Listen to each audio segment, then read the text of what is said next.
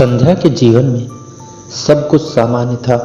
माँ पापा की शक्ति, किताबों में डूबी दिनचर्या और एक आम लड़की की तरह सपनों में रंग भरना।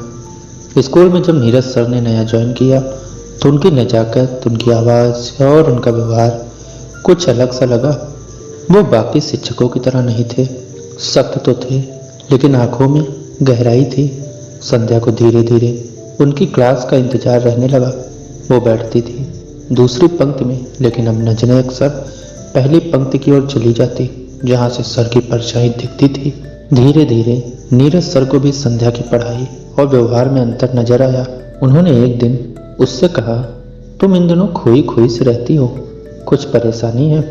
संध्या ने धीरे से कहा, नहीं सर, बस कभी कभी दिल क्लास से ज्यादा जुड़ जाता है। सर चुप हो गए। वो समझ तो रहे थे पर सीमाएं भी जानते थे। वो शाम एक दिन परीक्षा के बाद स्कूल में कुछ बच्चों को प्रोजेक्ट फाइल जमा करनी थी। संध्या सबसे आखिर में रुकी। सन्नाटा था, लाइट हल्की और सर अकेले स्टाफ रूम में बैठे थे। संध्या धीमे कदमों से आई और बोली, सर, मैं आपसे कुछ महसूस करती हूँ।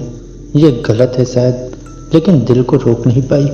नीरज सर ने उसकी आंखों में देखा। वहाँ मासूमियत थी लेकिन साथ में कुछ और भी, प्रेम की पहली धड़कन। सर पास आए, उन्होंने उसका हाथ थामा एक पल को। संध्या, ये उम्र समझने की है, बांधने की नहीं। पर मैं झूठ नहीं बोलूँगा, जो तुम महसूस कर रही हो उसका असर मुझ पर भी पड़ा है। संध्या की आंखें भर आईं।